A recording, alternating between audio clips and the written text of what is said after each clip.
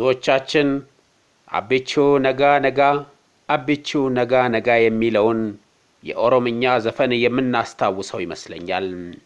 ስለ አቢቹ ብዙ ተዘፍኗል። ግን ይህ ከሙዚቃ ባለፈ በሌላ ዘርፍ ስሙ ተሸፍኖ ያልነገሰው አቢቹ ማን ነው? ምንስ ጀብዱ ቢሰራ ነው?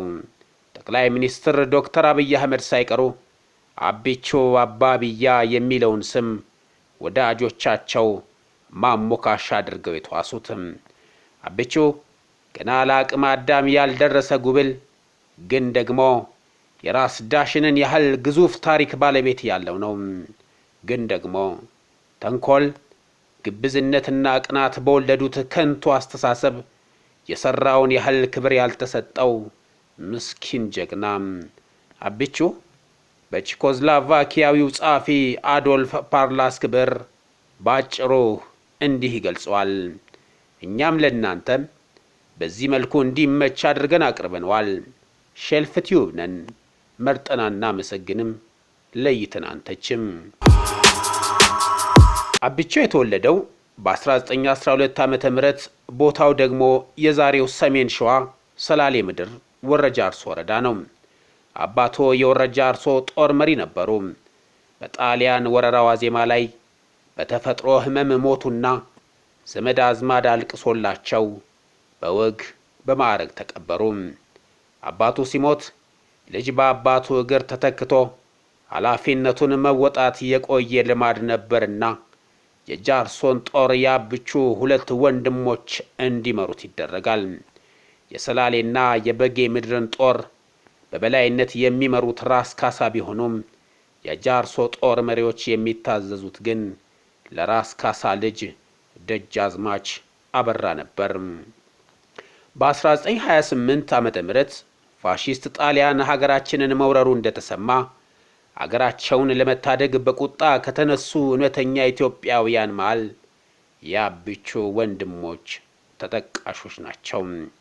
የሁለቱን አናብስት ወንድሞቹን ወኔ የተመለከተው የ16 ዓመቱ ጉብል አቢቹም ከወንድሞቹ ጋር ካልዘመትኩ ሞቼ እገኛለሁ አለና ቤተሰቡን አስቸገረም። እንኳን ጥይትን ራሱ ሞት ጥርሱን አግጥጦ ቢመጣበትም ፈርቶ አንዲት ጋት መሬት እንኳ ወደ ኋላ ላያፈገፍግ በሚኒሊክ ስም አለም። የልጃቸውን ክብረት የጸና አቋም የተረዱት እናትም የአቢቹን ነገር አደራ ብለው ለደጃዝማች አበራ አስረከቡም። ደጃዝማች አበራ አውሮፓ ሄዶ ሲማር የነበረ ብልህና ወጣት መኮንን ነው።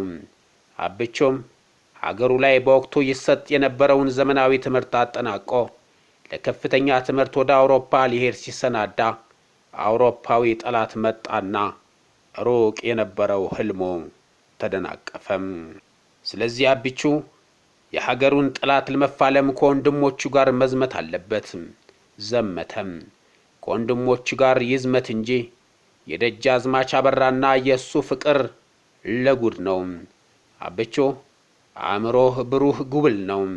እድሜውና ድርጊቱ በፍጹም ሊገናኙ የሚችሉ አይመስሉም። ከሰላሌ የተንቀሳቀሰው ጦር የቻለ ስንቁን በፈረስ በበቅሎና በአህያ ጭኖ ያልቻለ ደግሞ በትከሻው ተሸክሞ ለ7 ወራት በእግሩ ሲኳትን ከቆየ በኋላ ለጦርነት የተፈጠረ ከሚመስለው የትግራይ ተራራማ ግዛት አምባላጌ ደረሰም። የአንበሳው አሉላ አባ ነጋ የትውልድ ቦታ ከሆነው ቆላ ተንቤን በመውረድም አምባራዶም ከተባለ ቦታ ላይ ከወራሪው ኃይል ጋር የሞት ሽረት ትግል አካሄደም። በውጊያው ላይ እጅግ በርካታ የፋሽስት መንጋ አንገቶችን እንደ ጎመን የቀነጠሱ ጀግኖች የሀገራቸውንና የወገናቸውን ቀጣይ ውርደት ሳያዩ በክብር ወደቁ። ከነዚህ አንበሶች መሃል የአቢቹ ወንድሞች ይገኙበታል። አንደኛው ወንድሙ ይማረክ ወይም ይሙት እርግጡ ያልታወቀ ሲሆን የሌላኛውን ወንድሙን አስክሬን ግን ከአንዲት ዋርካ ዛፍ ስር ቀብሮ ህርሙን ተወጣ። ሆኖም ደጃዝማች አበራን ክፉኛ የፈተና አጋጣሚ ተፈጠረም። አቢቹ በአደራ የተሰጠው ጓደኛውም የአደራ ልጁም ነው። ይህ እንደ ነፍሱ የሚወደው የክፉ ቀን ባልደረባው ከወንድሙ መቃብር አጠገብ ካለች አንዲት ድንጋይ ላይ ቁጭ ብሎ ሌት ተቀን ይተክዝ ጀመር። እህል ውሃ ሳይቀምስ ለ2 ቀናት በመቆየትም ደጃዝማች አበራን እጅግ አሳሳቢ ሁኔታ ገጠመው። አብቹ እህልም ሆነ ውሃ አልቀምስም ብሎ ያስቸገረው ሞቱን አይቶ ለቀበረው ወንድሙ አዝኖ ሳይሆን ሞቱም ሆነ ሕይወቱ ያልታወቀው ሌላኛው ወንድሙ ምን እንደነካው የት እንደደረሰ ቆርጡን ሳያውቅ እህል ውሃ እንደማይቀምስ ለራሱ ስለማለ ነው። በዚህ ላይ የጃርሶ ጦር መሪ የለውም። ወንድማማቾቹ በጋራ ይመሩት የነበረው ጦር እነሱም በአንዲት ጀንበር ጦርነት ተለዩት። ደጃዝማች አበራን ያስጨነቀው የአብቹ እህል ውሃ ለመቅመስ አሻፍረኝ ማለትና የጃርሶ ጦር መሪ ማጣቱ ነው። እርግጥ መሪነቱን ለሌላ ሰው መስጠት ይቻላል። ግን አብቹ ቢቀየመውስ? መጀመሪያ ለብዙ ዘመናት አባቱ ከዚያም የማይጨው ዘመቻ የሚባለው ግዳጅ ከተጀመረበት ጊዜ ጀምሮ ደግሞ ወንድሞቹ በጋራና በፍቅር ሲመሩት ነበር። ይህን የቆየና ህዝቡ አምኖ አክብሮት የቆየውን ልማድ እንዴት መሻር ይቻላል? አብቹ ይምራው እንዳይባል ገና የ16 ዓመት ጉብል ነው። በ16 ዓመት ጉብል የሚመራ ጦርስ እንዴት ከሰለጠነ ከተደራጀና በመሳሪያ ፍጹም የበላይነት ካለው የአውሮፓ ጦር ጋር ውጊያ ማካሄድ ይቻላል? የደጃዝማች አበራ ጭንቅላት በሐሳብ እንደ ንቧይ ሊፈርጥ ምንም አልቀረውም። የሚያደርገው ቢያጣ ሽማግሌዎችንና ሌሎች አማካሪዎቹን ሰብስቦ በጉዳዩ ላይ ሰፊ ጊዜ ፈጀ ውይይት ተካሄደ። መጨረሻ ላይ አንድ የጃርሶ ጦር አባል እኔ አሳምነዋለሁ፣ እህል ውሃ እንዲቀምስም አደርጋለሁ ብሎ ኃላፊነቱን ወስዶ በምን ዘዴ እንዳሳምነው ባይታወቅም እውነትም አብቹ 2 ቀንና 2 ሌት ብቻውን ከተቀመጠበት ድንጋይ ላይ ተነስቶ ጦሩ ጋር ተቀላቀለም። ግን እህል የሚቀምሰው ጥያቄው ከተመለሰለት ብቻ መሆኑን አስገነዘበም። ጥያቄውም 200 ወጣቶች ይሰጡኝና ወንድሜን ከጣሊያን ምርኮ ነፃ ላውጣው የሚል ነው። የጃርሶን ጦርም አጎቱ ቀኛዝማች ገለታና ቀኛዝማች ሼህ ሁሴን አባ ወርቆ እንዲመሩት ፈቀደም። ወጣቶችን ብቻ ከጎኑ ለማሰለፍ ያቀረበው ሐሳብ በቦታው በነበሩ አንዳንድ አዛውንቶችን ቢያስቀይምም ደጃዝማች አበራ ግን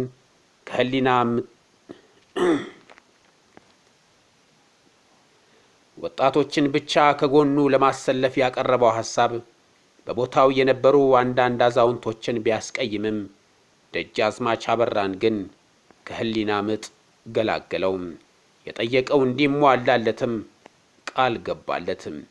የደጃዝማቹን ፍቃድ ሲያገኝ የአብቹ ደስታ ወሰን አልነበረውም። እንዲያውም ያንን የልጅነት አህምሮውን ክፉኛ የበጠበጠውን ሐዘኑን እርግፍ አርጎ ትቶ በሚገርም ደስታ ቀየረው።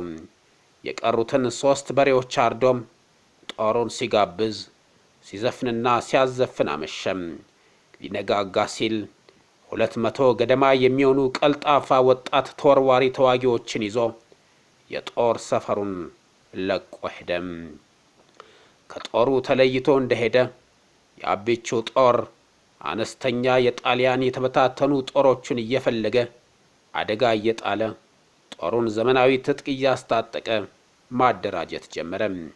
በጥላት ላይ ያልታሰበ አደጋ እየጣለ በሌሊት የጣሊያኖችን የጦር ሰፈር ሰብሮ እየገባ የጥላትን ንብረት እየዘረፈ ከራሱ ጦር የተረፈውን ለዋናው ጦር ማከፋፈል ጀመረ። በጣሊያኖች ላይ ክፉኛ ጉዳት በመድረሱ የፋሽስቱን የጦር አለቆች እጅግ አስቆጣ።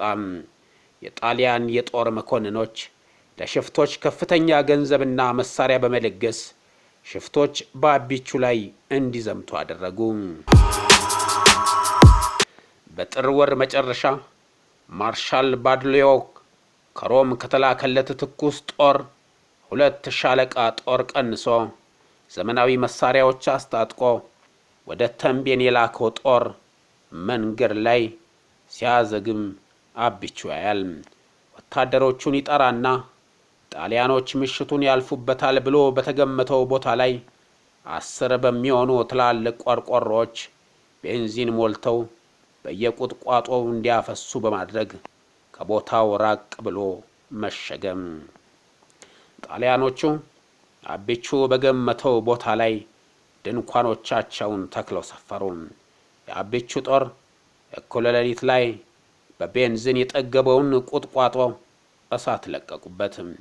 የጣሊያን ጦር በእሳቱ ተደናግጦ ሲደናበር የአብቹ ጦር ጠላትን ግንባሩን እየመታ 2 አዲስ የሻለቃ ጦር ለሆሬ ነጋሪ ሳያስቀር ጦሩን አስታጥቆ የተረፈውን በሌላ በኩል ለሀገራቸው የሚታገሉ አርበኞችን አስታጠቀ።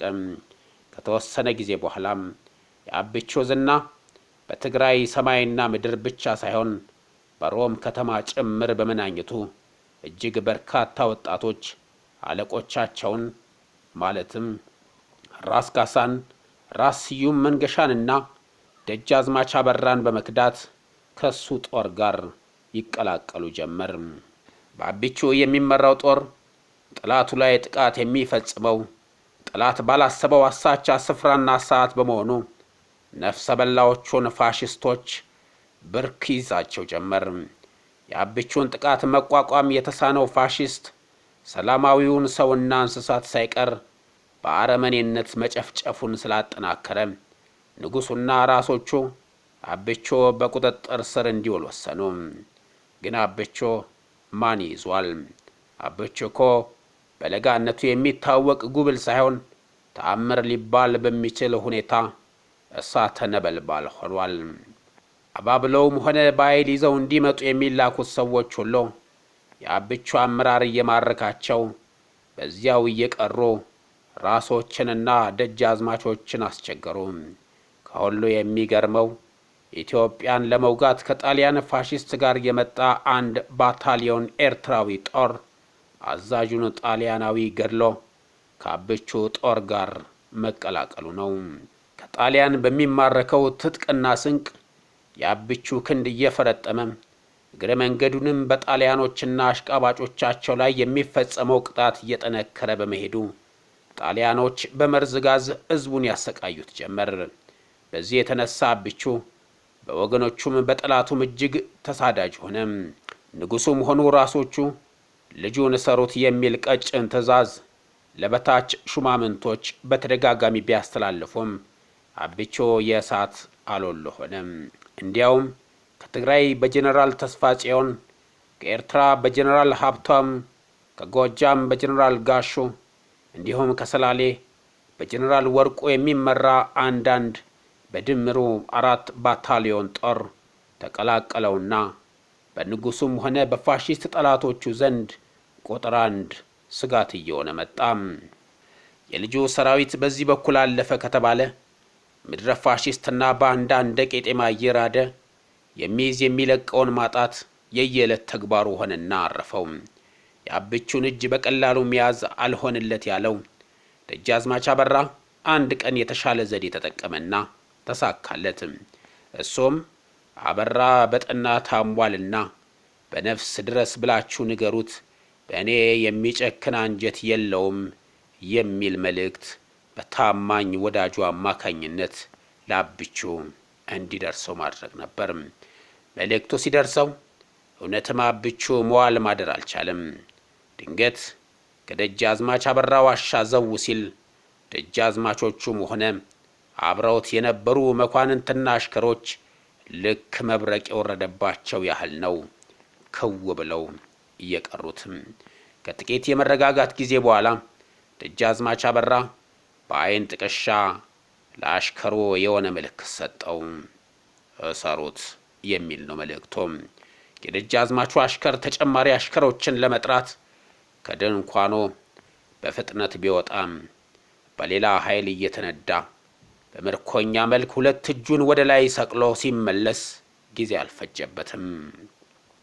በዚህ ጊዜ ኮሎኔል ኮንቫሎቭ የተባለው ሰው ዋሻ ውስጥ ከነበሩት አንዱ ደንግጦ ምርኮኞች ሆነን ማለት ነው ብሎ አብቹን ሲጠይቀው አብቹ የተሟላ ሕሊና ያለውን ሰው ቀርቶ የግራኞችን ባህር አንጀት ሳይቀር የሚያላውስ መልስ ይሰጣል። እንዲህ ሲልም ይጠይቃል። ደጃዝማች ገና ከሰላሌ ስንነሳ ታማኝነቴን በሚኒሊክ ስም ቃል የገባሁት ላንተ እንጂ ለሽማግሌዎቹ ራስ ስዩምንና ራስ ካሳን ማለቱ ነው ወይም ለንጉሱ አይደለም። እኔ ንጉስ አይደለሁም ተራ ወታደር እንጂ እና እኔ 2-3 ወር ደሴ ተጎልቼ ቆላ ተንቤን አምባራዶምና አቢ አዲ አካባቢ ዘግናኝ ጦርነቶች ሲካሄዱ ንጉሱ ደሴ ሆነው ተከላከሉ እንጂ አትዋጉ ሲሉ ስለነበር ያንን በአሽሙር ለመግለጽ ፈልጎ ነው። ጣሊያኖች እጄን እስኪይዙኝ አልጠብቅም። ላንተ ግን አሁንም በሚኒሊክ ስም በሚኒሊክ አምላክ በድጋሜ ቃሌን እሰጥሃለሁ፣ ላንተ ሞታለሁ። ተመለስ ላልኸው ግን የት ነው የምመለሰው? ምንስ መመለሻ ቤት አለኝና? እዚህም እዚያም እሳት እየነደደ እንዴት ቁጭ ልበል? ሽማግሌዎቹ እኮ ጦር ሊሰዱብኝ አስበው ከሆነ ደግ ምንም ችግር የለም። ግን እኔ ከነሱ ጠብ እንደሌለኝና የሀገሬ ታማኝ ወታደር እንደሆንኩ አስረዳልኝ። ደጃዝማች ስማኝማ፣ ምናልባት ካልተገናኘን እማማን ደስተኛ እንደነበርኩ ንገራት። በሳተ ገሞራ መሃል ማለፍ ቢኖርብኝም ወደ ሰላሌ እመለሳለሁ አለና የደጃዝማች አበራን ዋሻ ለቆ ወጣ።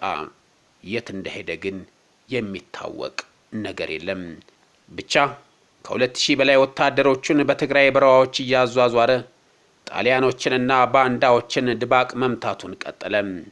አቢ አዲ አለ ሲባል አምባራዶም ታየ ሲባል መቀሌ አለ ሲባል ማይጨው እየተወረወረ እንኳን ጠላቱን ወዳጆቹን እነ ደጃዝማች አበራንና 2 ራሶች እንዲሁም ንጉሠ ነገሥቱን ግራ አጋባቸው።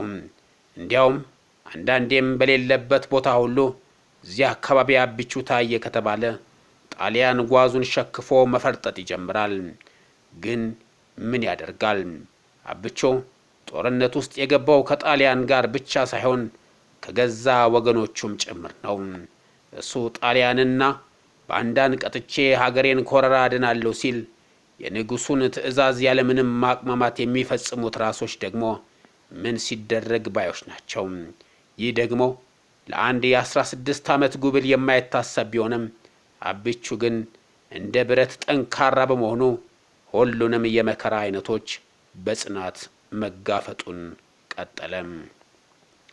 በአስቸጋሪዎቹ የተንቤን ተራራዎች ጣሊያንን አይቀጡ ቅጣት ሲቀጣ ቆይቶ የወገን ጦር ወደማይጨው እንዲሰባሰብ በመታዘዙ ምንም እንኳን ከጦሩ እዝና ቁጥጥር ውጭ የሚንቀሳቀስ በንጉሱና በራሶቹ ዘንድ ባለጌና ወሮ በላ ተደርጎ የሚታይ ቢሆንም ለደጃዝማች አበራ የተለየ ፍቅር ስለነበረው ጀግኖቹን እየመራ ለወሳኝ ፍልሚያ ወደማይጨው ተጓዘም።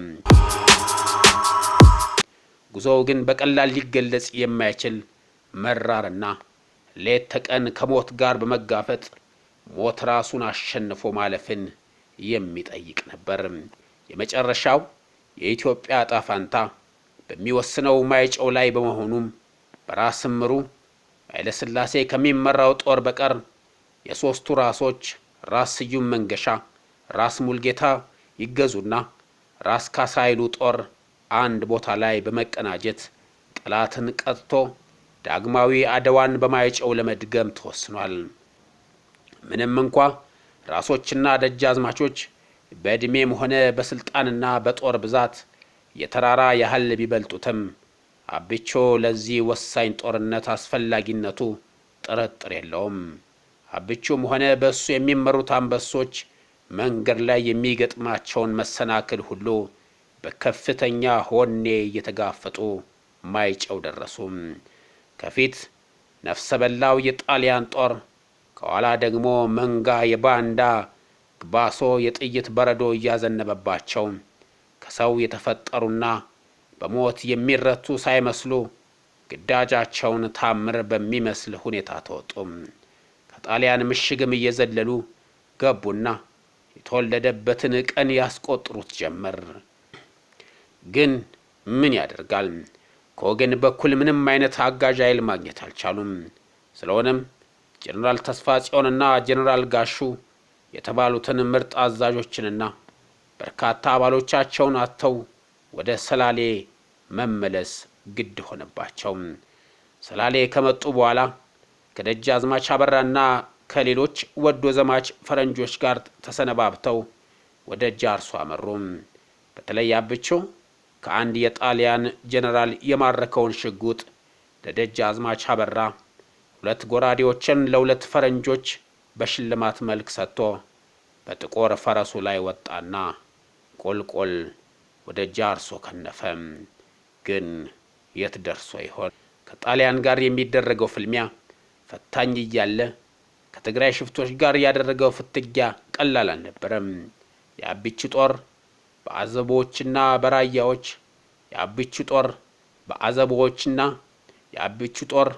በአዘቦችና በራያዎች ከፍተኛ ጉዳት ደረሰበት። የኢትዮጵያ አርበኞች ወደ መሃል ሀገር ሲመጡ ሁሉም ሰላሌ ላይ ተሰባሰቡ። አብቹ የከምባታ ጀግና የትግል ጓዶቹን ተሰነባብቶ ከወርቁና ሀብታሙ ጋር ፈረሶቻቸውን እየጋለቡ ወደ ሰላሌ አቀኑ። በሰላሌ ሜዳ ደጃዝማች አበራ፣ ኮሎኔል ኮንቫሎቭ፣ አቶ ብሬር የአብቹን ታሪክ የዘጉበት አዶልፍ ፓርላስክን የአርበኞች ጦር እና አብቹን መምጣት ይጠባበቁ ነበር። አቤ ከሁለቱ አርበኞች ጋር የጦር መሪዎችን የክብር ሰላምታ ከፈረሶቻቸው በመውረድ ተለዋወጡ።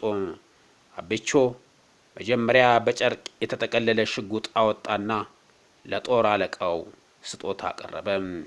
ጌቶች፣ ከአንድ ከገደልኩት የጣሊያን መኮንን የማረኩት ነው።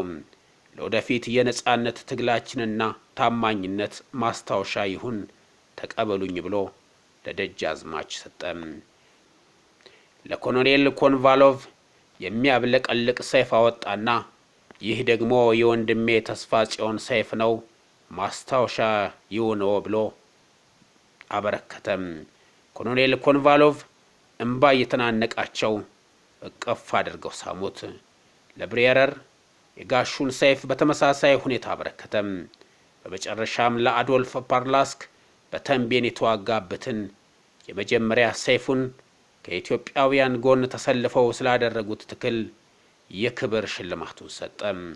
3ቱን ጀግኖች ሽልማቱ እንደተጠናቀቀ ፈረሶቻቸውን ሽምጥ እየጋለቡ ጣሊያንን ለመፋለም በቆረጠ መንፈስ ነጎዱ። ከቅስም ሰባሪው የማይጨው ሽንፈት በኋላ ንጉሱና ምርጥ አሽከሮቻቸው ወደ አውሮፓ በባቡር ሲኮበልሉ መጀመሪያም የፋሺስቶችን አሩር በደረቱ እየመከተ የሀገርን ክብር ለማስጠበቅ የተዋደቀው ምስኪን ድምር ህዝብ ግን የሚያሰባስበው አላገኘም። መሆኑም በአግባቡ የተደራጀውንና በዘመናዊ ትጥቅ ጡንቻውን ያፈረጠመውን የጠላት ኃይል በተናጠል መመከት አልቻለም። የኋላ ኋላ ግን ምንም እንኳ ንጉሱ ወደ መሃል ሀገር ቢመለሱም፣ ምንም እንኳ አቅሙ ደካማ መሆኑን አሳምሮ ቢያውቅም ሀያት ቅድመ ሀያቶቹ በባዕድ ተገዝተው አያውቁምና አሜን ብሎ መገዛት የሞት ሞት ሆኖ ታየው። ስለሆነም በየአካባቢው የጎበዝ አለቆችን እየመረጡ ከጣሊያን ጋር ፊት ለፊት መጋፈጡን በቁርጠኝነትና በፍጹም ጽናት ተያያዘው። አብቹም ለተመሳሳይ ዓላማ ጃርሶ ወረደ። ከዚያስ ሐሳቡ ተሳክቶለት በለመደው የጀግንነት ወኔ ጣሊያንን ተፋለመ። ተፋልሞስ ለድል በቃ ወይስ በጥላት ሐሩር ከሆነ ከማይታወቅ ቦታ ወድቆ የጆቢራ ራት ሆነ ወይስ መንግስት ቂም ቋጥሮ ቆይቶ እንደነበላይ ዘለቀ በድብቅ ቀበረው? ለፈጸመው ጀብዱስ ከድል በኋላ መንግስት ምን ወሮታ ከፈለው? በአብቹና መሰል አርበኞች ለዘውድ የበቁት ንጉስስ እንዴት ረሱት? በአስጨናቂዎቹ የጦርነት ወቅቶች እሰሩት ገንዙት ሲሉ የነበሩ ልዑላን ራሶች ከድል በኋላ እንዴትስ ስሙ እንኳ ትዝ አላላቸውም? አምባራዶምም ሆነ ማይጨውና መቀሌ አካባቢ በተካሄዱ ውጊያዎች ላይ በዘግናኝ ሁኔታ ያለቁ ምስኪን ዜጎች ቀድሞውንም በስርዓት ስላልተመዘገቡና ስለማይታወቁ ስማቸው በወርቅ ቀለም አለመጻፉ ላያስደንቅ ይችል ይሆናል። ሆኖም አገራቸውና ቤተሰባቸው እንዲሁም ታሪክ በነሲብ ሲያወሳቸው ይኖራል። ግን አብቾ እንዴት ይረሳል? በወዶ ዘማችነት ከራስ ካሳ ጦር ጋር ዘምቶ የነበረው ቼኮስሎቫኪያዊው አዶልፍ ፓርላስክ እንኳ ከዚያ ሁሉ ሰራዊት መሃል እንደ አብቾ በህሊናው ታትሞበት የቀረ ምርጥ ጦረኛ ያለ አይመስልም። በዚያ አስከፊ ሰዓት እንዲህ አይነት ታምር የሰራ የ16 ዓመት ጉብል መኖሩን የነገረንም እሱ ብቻ ነው። የአበሻ ጀብዱ ጸሐፊ ቼኮስሎቫኪያዊው ደራሲ አዶልፍ ፓርላስክ ስለ አብቾ ታሪክ በመከተብና ለእኛም የመረጃ ምንጭ በመሆኑ ምስጋናችን ይላቅ ነው። እናመሰግናለን። አበቃን። ሰላም።